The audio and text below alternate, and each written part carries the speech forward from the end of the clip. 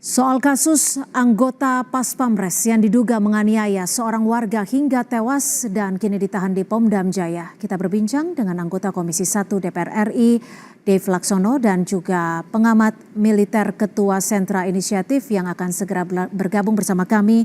Sudah ada Pak Al-Araf. Kita akan ke Pak Dave Laksono terlebih dahulu. Pak Dave, ini kalau melihat Komisi 1 DPR melihat proses hukum terhadap pelaku ini sudah bisa dibilang transparan tidak karena langsung diambil alih oleh TNI? Iya, jadi kan memang ada peraturan dan juga perundang-undangan yang kita harus kita ikutin, yaitu pertama kan memang sudah ditahan, sudah diamankan, lalu berproses pemeriksaan dan juga nanti pada saat penuntutannya terus kita minta disampaikan ke publik secara terbuka. Nah, itu adalah tugasnya baik dari Puspom sendiri dan juga Auditor Militer dan juga mungkin dari Kejaksaan Agung kan sudah ada kamar pidana militer ya. Nah, itu semua agar melaksanakannya secara transparan dan menyampaikan secara berkala proses sudah sejauh mana, karena ini bukan hanya menyangkut penegakan hukum tapi juga menyangkut kepada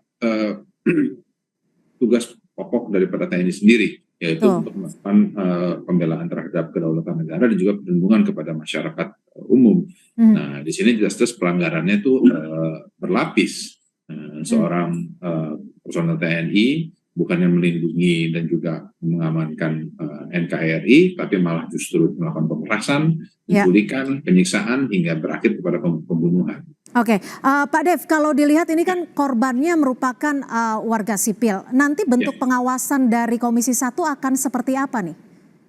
Ya, kita akan minta rapat dengan Mabes TNI dilakukan secara berkala.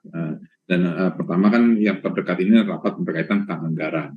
Kita dapat menyampaikan di situ dalam kerangka anggaran, apakah anggaran TNI yang jumlahnya itu sudah ratusan triliun, itu sudah dialokasikankah untuk melakukan pendidikan dan juga pembinaan terhadap personilnya, dan seberapa dalam dan juga seberapa intens untuk melakukan pendidikan dan juga pembinaan kepada personilnya, bukannya melindungi, tapi harus dipastikan bahwa mereka itu baik kesejahteraannya ataupun juga pendidikannya kepada personel TNI itu benar-benar mencakupi segala macam level, sehingga tidak ada lagi pemikiran-pemikiran ataupun konsep-konsep yang bisa merujuk ataupun juga mengarah kepada penindasan kepada masyarakat.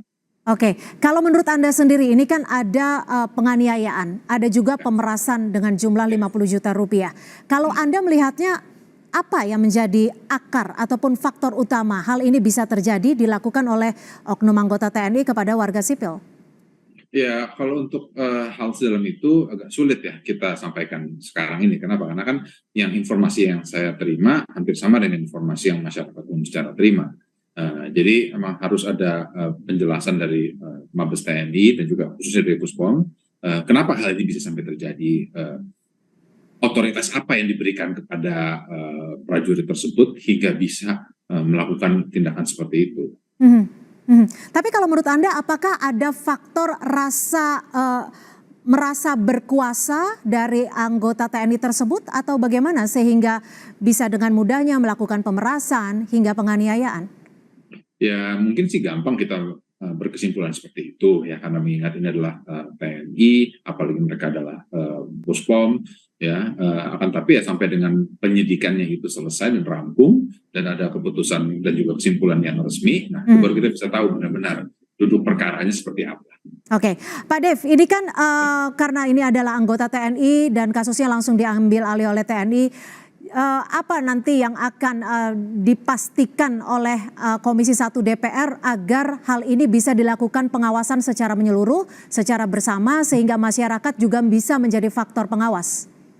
Ya, ada berbagai macam faktor ya. Pertama ya kita akan melakukan rapat secara berkala. Kita terus dapat bisa mempertanyakan dan juga bisa bagian dari kesimpulan setiap rapat bahwa semua kasus-kasus pidana militer ya, kan seperti kayak misalnya kasus kemarin yang dengan Kepala Basarnas ataupun kasus lainnya, itu dapat disampaikan kepada publik melalui forum media ataupun juga melalui forum media sosial ataupun juga melalui website TNI, sehingga prosesnya itu dilakukan secara terbuka. Nah, itu ada satu hal. Nah, tapi yang pasti itu kita terus menuntut agar ada keterbukaan sehingga ada kejelasan kasus hukum itu dan berlanjut sampai mana dan juga harus ada kepastian sehingga keadilan itu benar-benar. Baik, saat ini sudah bergabung bersama kami Pak Al Araf, pengamat militer dan juga Ketua Sentra Inisiatif. Langsung saja Pak Araf, kalau Anda melihatnya kasus ini proses hukumnya sudah diambil alih oleh TNI, seperti apa pengawalan yang paling tepat agar kasus ini bisa terkontrol? Ya, memang kekerasan dan kejahatan yang terjadi ini satu tindakan yang kejam dan keji serta tidak manusiawi ya. Sehingga kemudian tindakan seperti ini yang dilakukan oleh oknum aparat militer tidak bisa dibenarkan dengan alasan apapun. Dalam negara hukum tentu upaya-upaya mengungkap kasus kejahatan seperti ini harus diadili dalam satu peradilan yang fair and trial, peradilan yang adil dan baik. Dan dalam peradilan umum lah proses kejahatan seperti ini seharusnya diadili. Pemerintah, Presiden bisa memerintahkan kepada Panglima TNI sesungguhnya untuk menggunakan pasal 65 Undang-Undang TNI nomor 34 2004 yang menyebutkan bahwa apabila anggota militer terlibat dalam tindak pidana umum maka diadili dalam peradilan umum, apabila terlibat dalam tindak pidana militer maka diadili peradilan militer. Kejahatan yang terjadi terhadap warga Aceh tersebut merupakan satu kejahatan yang tergolong dalam tindak pidana umum sehingga satu proses peradilannya harus dilakukan melalui peradilan. Sebenarnya ini yang dilakukan dalam upaya mengungkap kejahatan yang terjadi gitu. Jika pemerintah mau melakukan upaya menegakkan hukum dalam konteks negara hukum yang benar, karena di dalam negara hukum ada azas prinsip bahwa warga negara harus sama di hadapan hukum atau equality before the law. Siapapun warga negara Indonesia harus tunduk atas satu kedudukan hukum yang sama. Gitu. Tapi apakah ada urgensi khusus sehingga Anda melihat bahwa peradilan umum lebih tepat untuk menangani kasus ini? Ya, urgensi khusus adalah hal ini merupakan suatu keharusan konstitusional, Mbak.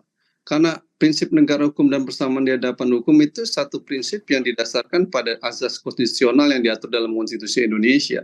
Dan kemudian dalam pasal 65 Undang-Undang TNI juga dilakukan. Jadi upaya memproses dalam satu peradilan umum adalah upaya untuk membawa konstitusi kita menjadi lebih tegak dan lebih benar gitu. Nah ini yang harus dilakukan oleh pemerintah, ini menegakkan konstitusi dengan membawa kasus-kasus ke dalam satu peradilan umum siapapun dia yang melakukan kejahatan termasuk oknum anggota TNI.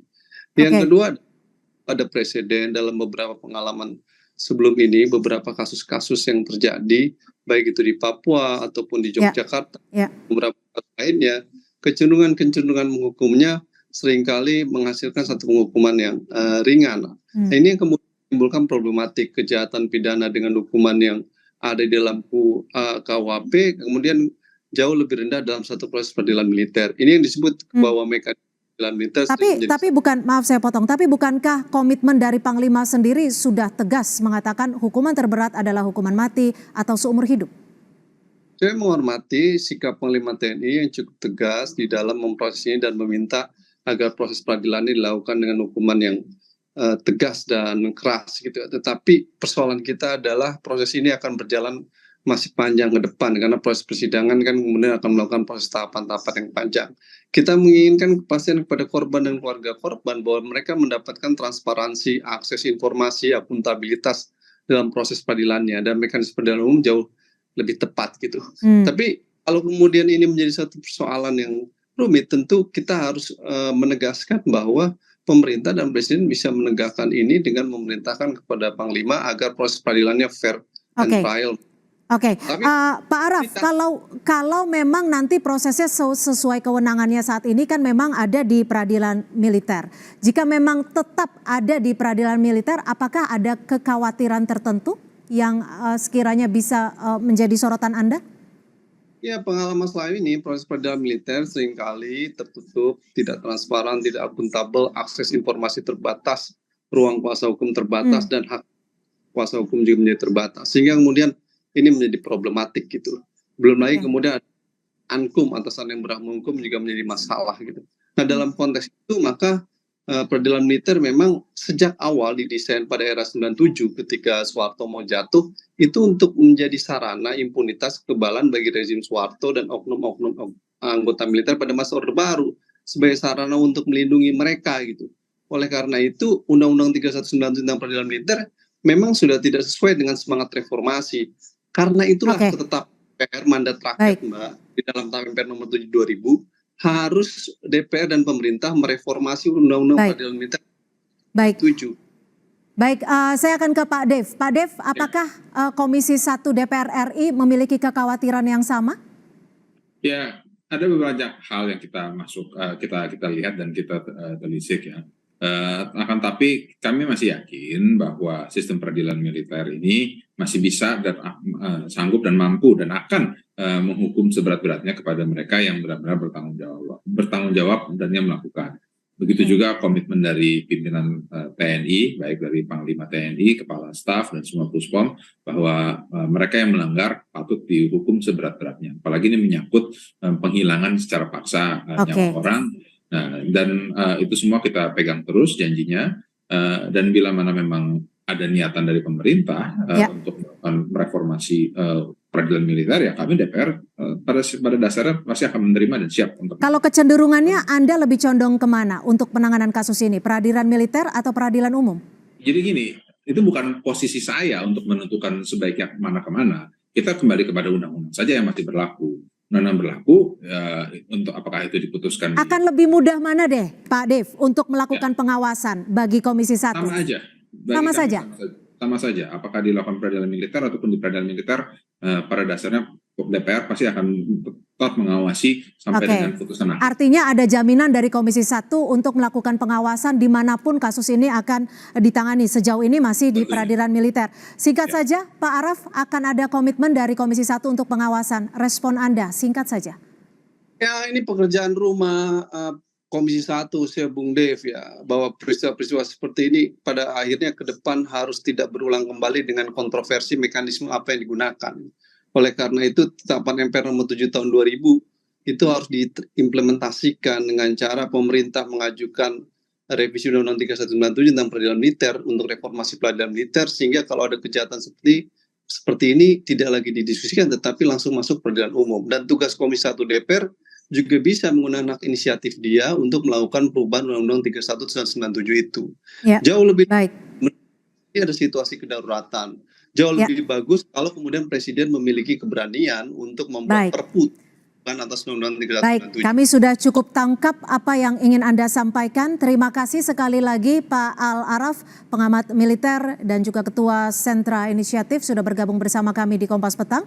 Serta Pak Dev Laksono, anggota Komisi 1 DPR RI. Terima kasih untuk waktu dan perspektifnya di Kompas Petang. Selamat sore.